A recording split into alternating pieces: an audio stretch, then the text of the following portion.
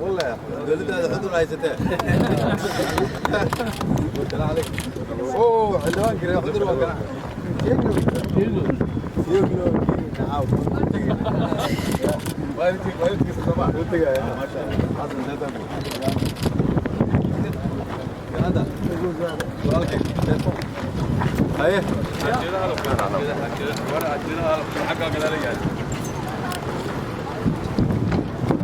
فتح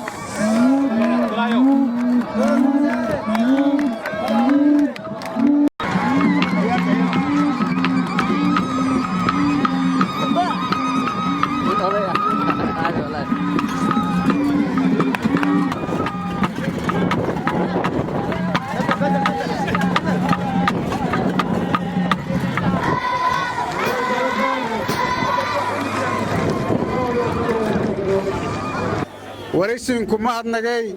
هذا وايو كفيلة أو إسن هندا وايتين وليسنكوي جيكسين للروج رئيس الوزراء حكومة الفدرال كصوماليا أو أسقوا عن سدي إنه أسقوا حضور دتك حضورنا عرقة ولي جيلنا هو إلى هير دتك حضور سدفة إلى شرفت له أو دولة نماذج إنجيليين من نماذج إنجيليين وناج إياه هرمرك إياه كتلها بسدين إني دولة كونفور قلبي دولة فدرال كبقلن كسيد لقرب سرومة هورلين درير شرف إياه هرمر يقبل نمانا كدريرتان أمانك سدايسين كددا لين سدايسين نسح القانتين ميل كستو إسن روكدان كشاقني وانا قلنا لك سيدون إن شاء الله إيدي هذا ما سنتين جيكا هذا لايم إيه ولنين روغي رئيس الوزراء سين كدواي رئيس الوزراء سين لهذا اللي دون إن شاء الله إيدي هذا ما سنتين مدن رئيس الوزراء هذا واو كونفور قلبي هكذا واو حرونتي gobolka bakool هكذا واو degmada xudur هكذا واو dad eed kiinjeel dawladnimada Soomaaliya jeel dawladnimada iyo midnimada iyo wada jarka Soomaaliya jeel horumarka jeel هكذا واو eedan ma santiin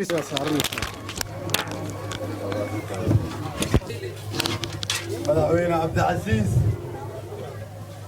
lafta garaan madaxweynaha dowlad goboleedka koonfur galbeed waa maadsan tahay soo dhaweynta sharafta leh oo ugu soo dhaweysay maydhabo iyo xudurba madaxda iyo maamulka reer xudur waa maadsantiin sida sharafta leh oo ugu soo dhaweyseen waa soo dhaweyntii ugu wanaagsaneed oo aan la kulannay intii aan dalka maraynay waa ku maadsantiin haddii goob la bixin lahaana reer xudur baa ku guulaysan lahaa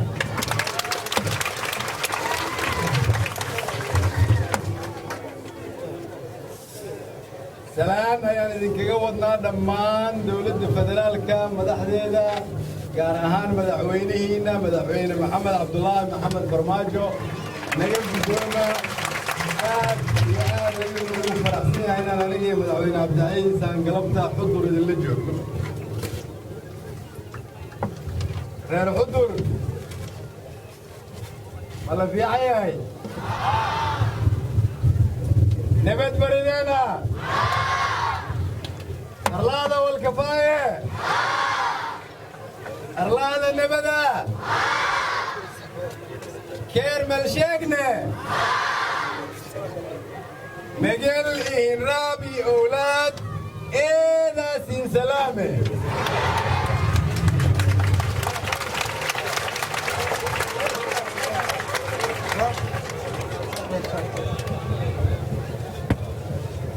رير حضور سينكم هادنك نبدا اسن شنتم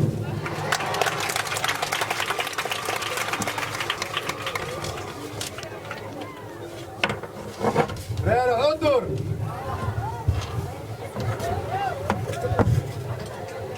إني بيعال ما نريس لدنو يا إسكوي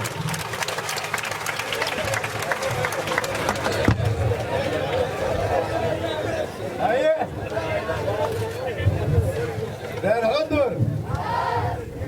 والإيد إن ماي إملاب كيتيوغلو يا فضاء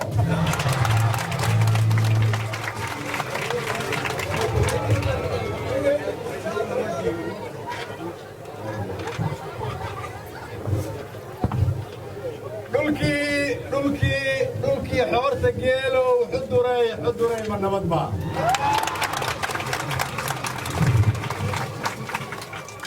xabagtii udgoonayd xeradii lahayday xuduray ma nabad baa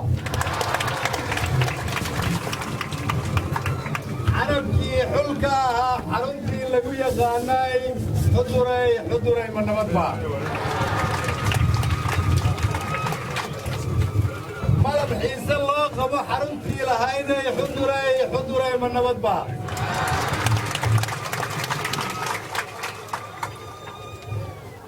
xaalkiina guudiyo xogtiinaan ogaaniye xuduray dhaweeyey ma nabad baa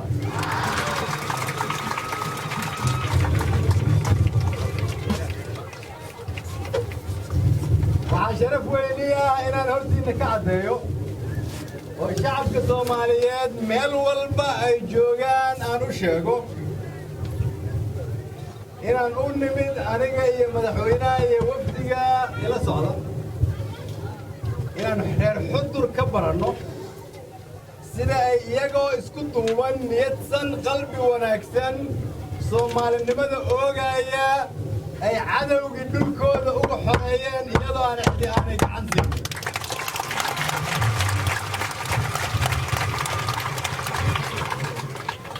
waxaan u imid inaan dhallinyarada odayaasha gabdhaha culummada ganacsatada iyo dhammaan shacabka reer xudur iyo madaxdooda anuga mahad celiyo taariikhda ay ka soo hooyeen degmadan ay joogaan oo ah waxay samaysteen nidaam degmo kale aanay samaysan waxay iska xoreeyeen cadowgii oo u soo dhowaan waayey sababtoo ah geesiyaasha reer xudur awgeed waxaan ku faraxsanahay inaad Soomaali tihiin waxaa sharaf ii ah inaan ra'iisul wasaarihiin nahay waxaa sharaf ii ah inaad magaaladiinna igu soo dhowayseen iyadoo amnigeeda idinku aad suganaysaan cid kalena aan idinla sugayn waa mahadsantihiin waa mahadsantihiin waa mahadsantihiin waxaan rabaa maalmaha halka aan joogo inaad waxna bartaan aniga iyo wafdiga ila socdo waxaa kaloon rabaa maalmaha halkan aan idinla joogna aniga madaxweyne Cabdicasiis inaad noo sheegtaan baahida aad qabtaan si degmooyinka iyo tuulooyinka oo kala dhan aad cadowga uga xoreysaan safarkanu waa safarkii loogu yimid xudur in xudur wax laga barto Soomaalina aan u sheegno soo eeg xudur kuna dayo xudur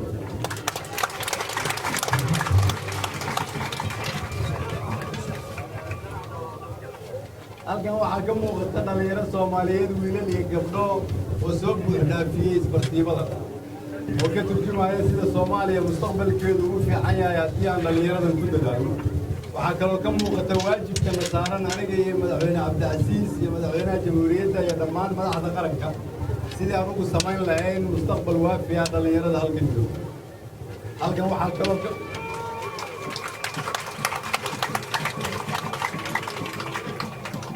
halkan waxaa kaloo ka muuqata jacayl dawladnimo iyo Soomaalinimo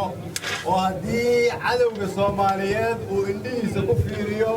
uu iska quusanayo sababtoo ah waxaad muujiseen sharaftii inay soo laabatay Soomaalinimadii inay soo laabatay horumarkii dalka uu soo dhawaaday waxaan aad idinkaga mahad celinayaa sida sharaf kale oo taakada noo sugayseen noo soo dhawayseen wixii hadal ah iyo wax isweydaarsina way noo dambeeyaan waxaan halkan ku soo koobayaa marka inaan idhaahdo dhammaan dadka garoonka Dr. Waaberi kubadda cagta igu soo dhaweeyey waa mahadsan yihiin dawladduna waxay ka bilaabi doontaa inay ku farxad geliso dhalinyarada reer xudur in garoonka Dr. Waaberi la idiin dhisi doono mas-uuliyaddiisa aan ku wareejino madaxweynaha waa mahadsantihiin waa mahadsantihiin waa mahadsantihiin